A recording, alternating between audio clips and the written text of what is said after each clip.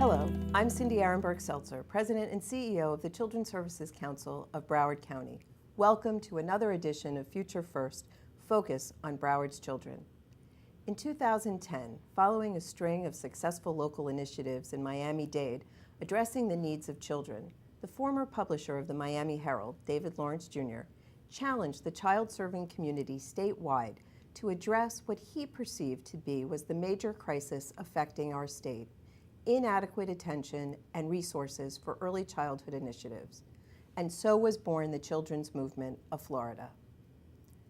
As stated on its website, the movement is a nonpartisan grassroots movement of Floridians interested in increased investment in the first 5 years of our children's lives. The CSC has been an early and enthusiastic supporter of the movement. In fact, I serve as the Broward County Chair. Today we welcome Vance Aloupis, CEO of the Children's Movement of Florida, and Faith Grant, the Statewide Outreach and Engagement Coordinator, to talk about the progress that has been made and the challenges we continue to face as we advocate for the needs of our youngest among us. In a few minutes, we'll also look at a video produced by the Children's Movement that we have shown before on this show on some other episodes, but it really bears seeing again. It's such a great video. I'm proud to show it to you in a little bit. So now, welcome, Vance and Faith. So happy to have you here. Thank you. Vance, I was there at the beginning with you, and but tell our viewers a little bit about why the movement was born and how it's progressed over the last 7 years. Absolutely. So before I talk about how it was born and the progress we've made, I want to publicly acknowledge the commitment that you have made. You were there from the very beginning, from day one. You have stood steadily by us over the last 6 years through the high times and the low, and we could not ask for a better friend and colleague in this work. So I mean that seriously. Thank you for everything that you've done and that the CSC has done. Our organization, as you know, was built out of the 2008 referendum for the Children's Trust. Similar to what the CSC in Broward went through in 2014, our Children's Services Council in Miami-Dade County was forced to go back for reauthorization 5 years after it was first passed in 2002. And in a county of 2.8 million, oftentimes seen as one of the more politically dynamic communities in our country, the passage of our Children's Trust, which is a property tax, you're essentially asking people to tax themselves for the benefit of not only their own children, but all children. The referendum passed with 85.4% of the vote. I'm not sure we could get 85% of people in Miami to agree that it's daylight out right now, but we got 85% of the people in the community to say this is an issue that we need to care about, this is an issue that we need to invest in. And over the last decade, more than $1 billion has been reinvested into our community because of our Children's Services Council, a very similar story to what you have here in Broward County. It was out of that reauthorization that David Lawrence Jr., our founder, said, there has to be something bigger. If we can change hearts and minds the way we have in Miami-Dade County and the way it's been done in Broward County and Palm Beach County, communities that have Children's Services Councils, we should be able to do this on a statewide level and begin to change public policy. And that is what our pursuit has been for the last 7 years. Our organization is seeking to make Florida the best state in the nation for young children. It has been a much more difficult battle than I think any of us had expected. Real progress has occurred, but what wakes me up every single morning and what wakes our organization up and the people who support us is that at the end of the day, this is about children who are going into our public education system not ready to be there. The state of Florida puts more than 200,000 children into public school every single year, and the statistics show us that a third of them are not ready to be there. So you have 65 to 70,000 children who are being put on a trajectory that we can't guarantee is going to end successfully, and that should concern all of us. So you just touched on my next question a little bit, but I think it's important for people to understand why the first 5 years. I mean, he could have targeted anything. Absolutely. But why this focus on the first 5 years of life? So there's an overwhelming body of research that we really cannot discredit that speaks to the fact that the smartest investment we can make in both education reform and really giving everyone a chance for success in this country is by investing in those first 5 years, beginning to understand how the brain is being formed in its architecture in the first 18 months, in the first 3 years. We're just beginning to chip away at the tip of the iceberg in terms of people understanding the complexities of these issues. One of the things I say all the time when I speak across the state, and you've heard me say this, is I want people to stop using the word daycare. Yeah. We use the word daycare, and that allows us to continue to pay our teachers $9 an hour. It continues to allow our expectation to simply be in the realm of health and safety is important. But for the 65,000 children who are going into kindergarten every year not ready to be there, it needs to be a lot more than just health and safety. And we believe in our organization that education reform cannot happen by injecting money into the 4th grade or the 7th grade or the 11th grade. It's a complicated process, but the smartest thing we could do as a state is ensure that all the children of Broward County, all the children of Miami-Dade County, all the children of the state have a strong foundation upon which they can build and allow that momentum to carry them through the rest of their life. And I know, one of the battles that we face is this perception about daycare. Yes, we're not caring for days, we're caring for children. And it's not just a way so mom can go to work. There actually is a value to the children for the stimulation, the socialization, a lot of what goes on in a child care setting, as well as giving parents tools for helping their children develop that way. Absolutely. So that's a lot of what you're talking about. I would see, so one of your points about really understanding the first 3 years, and this is not for you, this is really for the folks viewing this today, but people need to fundamentally rethink the way they view education. And if education is that great tool for equity that we see in society, if we fundamentally believe that at the end of the day, every individual should have the same opportunity to achieve his or her own dreams, not that our outcomes need to be the same, but the opportunities need to be the same, that we need to rethink what education means. And you can look very clearly at data that shows cumulative vocabulary in children. By the age of 3, children in college-educated homes will have heard 30 million more words than a child living in poverty, and a child in a college-educated home will have a vocabulary 4 times that of a child living in poverty. That's 2 years before he or she ever meets their kindergarten teacher. How are we allowing that to be the reality for so many children in this community and in this state? And you talked about parent support. Everything that we do begins with supporting parents, understanding that, as we like to say, children don't come with a handbook. A lot of us are just mimicking. I have 2 young daughters, a 5-year-old and a 3-year-old, and I would like to think that I'm a good father. But a lot of what I'm doing is mimicking what I saw my parents do. And I was blessed to have very good parents. And I think one of the things we need to do as a state is begin to understand that education is so important in ensuring that parents have the right information when they're supporting their children. And a parent who wasn't very literate growing up, who didn't have a household full of books, whose parents did not say, reading is important, learning is important, school is important, are going to have a hard time mimicking that for their children. I know my parents also felt that education was the most important thing, and I always watched them reading, and from a very young age, I was voracious. I loved getting my hands on books. Mm-hmm. They used to joke it cost more to keep me in books than it did to feed and clothe me.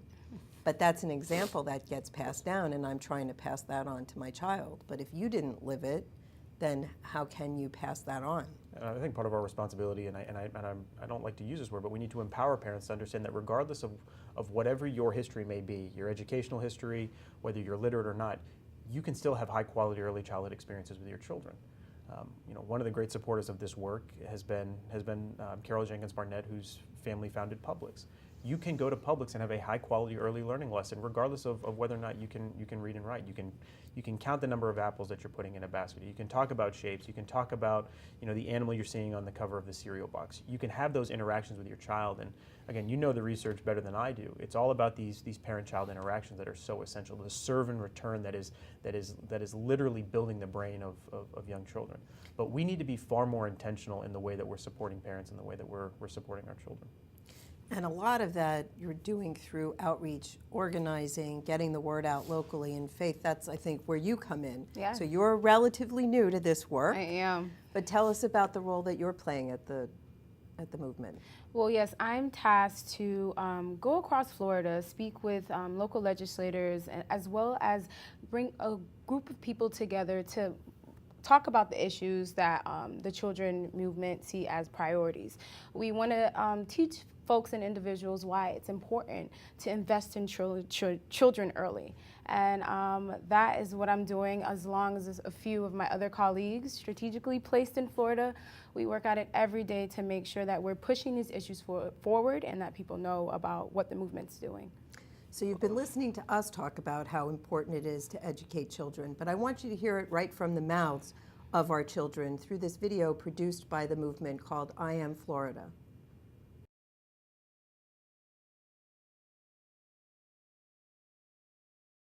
Did you know Florida is the 4th largest state? With 18 million of us. Florida was discovered in 1513 by Ponce de Leon. Actually, he was looking for the Fountain of Youth. He was cool. I think he was kind of tall, maybe short. He had a hat with a big feather. He came in a boat. It was pretty big. He came all the way from Spain. That's further away than Disney World. Ponce decided to call the place La Florida for the Festival of Flowers. When he got here, he saw flowers everywhere. Pink ones, blue ones, yellow ones, really big ones with curly tips. It's not just flowers, but a whole lot of things grow here in Florida. Like oranges, tons of oranges. We grow more oranges than anyone. We grow strawberries and grapefruit and palm trees and cows. The most important thing that would grow in Florida is us, your children. Over 200,000 children are born in Florida every year. We are the fountain of youth Ponce was looking for. We are the future. When I grow up, I want to be a fireman. I want to be a doctor. I want to be an astronaut. I want to be an explorer. When I grow up, I want to be a teacher or a rock star. I want to be a violinist. I want to be an accountant. I definitely want to be a comedian. Spaghetti sauce. I want to fix teeth. I want to drive a truck. I want to be an actress. A chef and a farmer. Computer genius. I want to fix anything that is broken. When I grow up, I want to be the leader of Florida. I want to be your senator. I want to be your president. But there is a problem, a big problem. A third of us just aren't ready to even enter kindergarten. 30% of us third graders have trouble reading or can't read at all. Worse than that, 61% of us 10th graders can't read very well, and some of us can't really read at all. Hundreds of thousands of us have no health insurance. You spend more than $20,000 to keep me in jail, while you only spend a third of that to keep me in school. You spent $6 billion on transportation, roads, and highways. More than $2 billion on corrections and prisons. $600 million on juvenile justice programs. Sadly, only 3% of Florida's budget is spent on programs for us, your children. But studies prove, with real investments in learning programs, Especially in the early childhood years. Florida will have fewer dropouts. More jobs. Less crime. This is so important we started a movement. The Children's Movement of Florida. It's a way to get everybody moving in the right direction.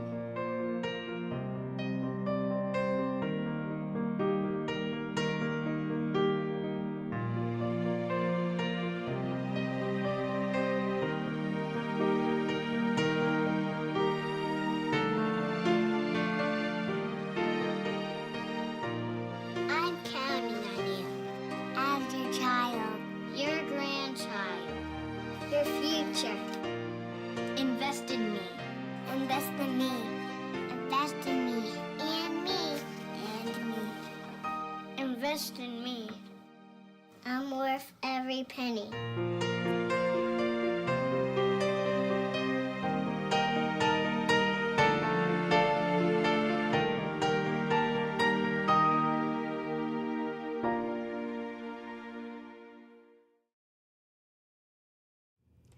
I just love that video. You guys do beautiful work. That launched the movement, but tell us what's happened since then. So it has been 6.5 years since we launched in September of 2010. I am the biggest critic of not only myself but the organization, so I always want us to exceed the expectations of the individuals working and everyone external to the movement. But in the last 6.5 years, we've seen real progress. You've seen visibility of early childhood in places that it did not exist prior to this organization. Absolutely. The Florida Chamber of Commerce, which is in many ways the most powerful political entity in the state, has taken up early childhood in a way that they did not 3 years ago. They've created the Early Learning Business Alliance, which is a coalition of several dozen of this state's most important business leaders to talk specifically about a blueprint for early childhood education. You have the governor of the state making early childhood a priority, actually having an early childhood agenda. That was not the case 6 years ago. You've seen tens of millions of additional dollars put into high quality early learning in the way of performance funding and increased access to slots. We're nowhere, you and I both know, we're nowhere near where we need to be. We're actually funding VPK less now than we were 10 years ago when it was first launched, and we still have a waiting list of 60,000 kids for subsidized childcare. So I don't want any of us to celebrate because there is so much that we need to do, but we need to acknowledge that progress is being made.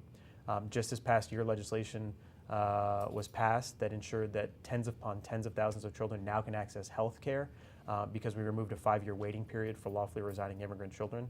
That was not the case several years ago.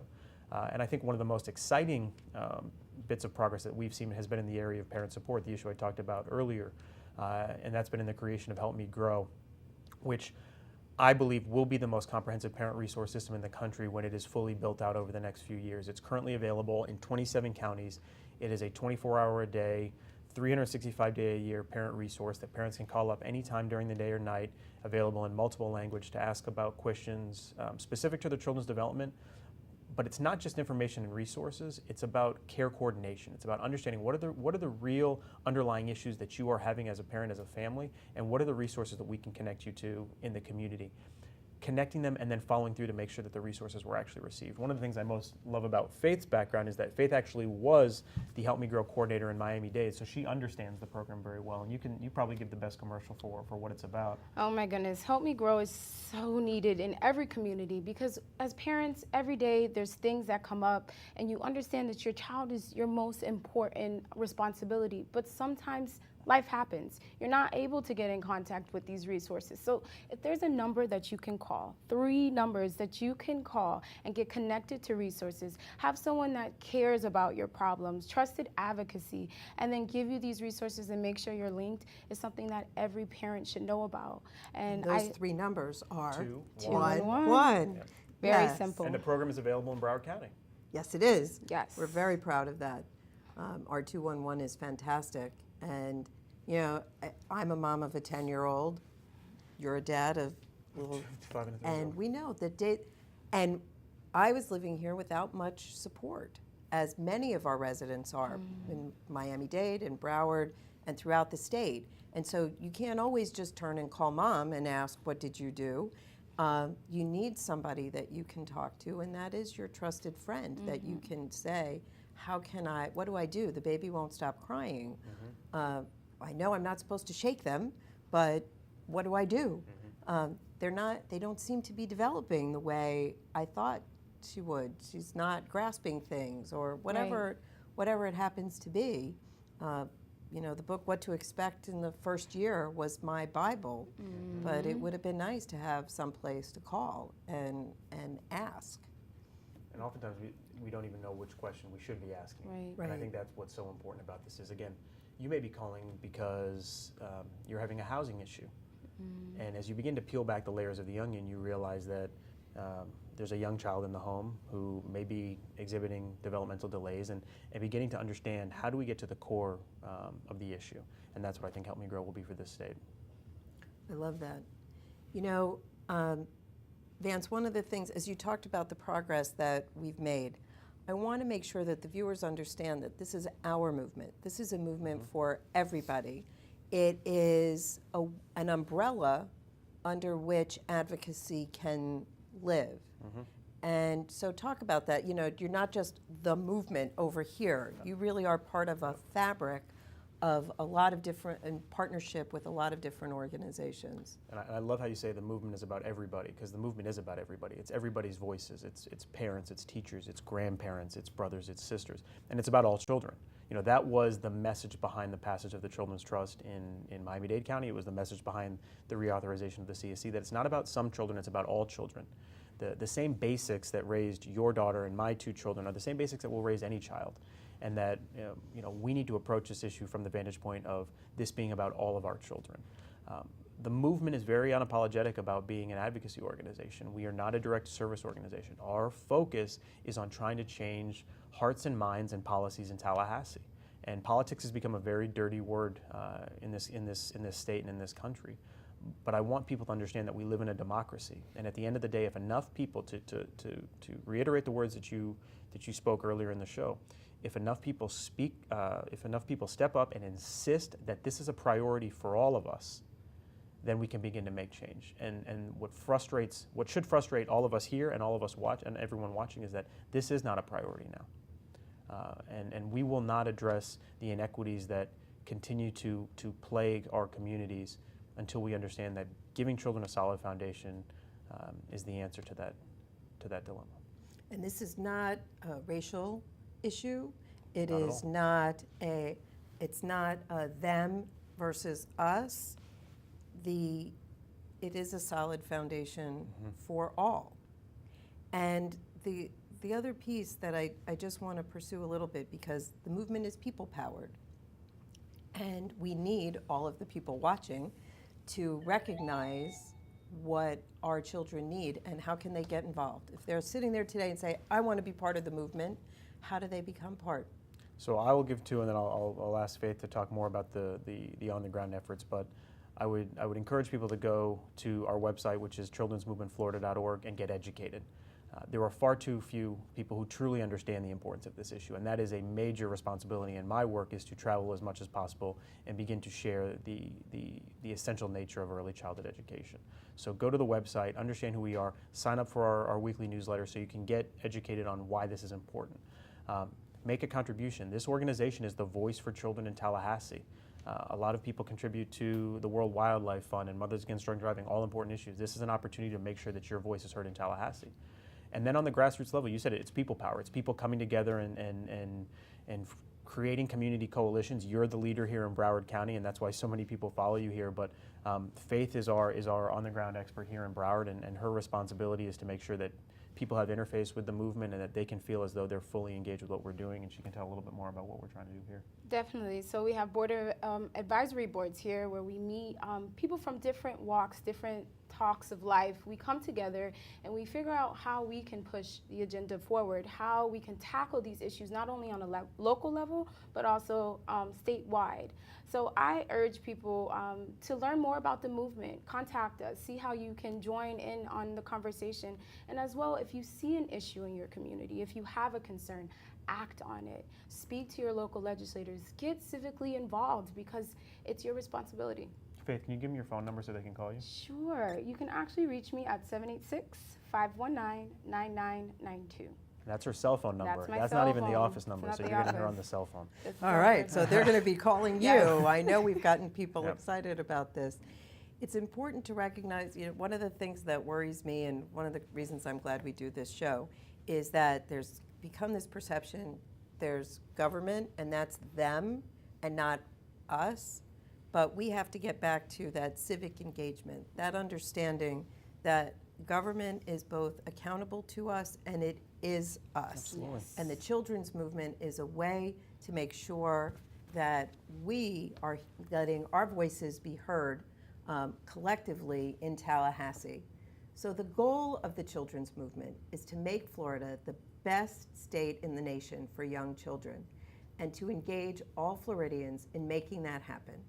This is a goal the CSC certainly stands behind, as you've heard today and throughout our shows.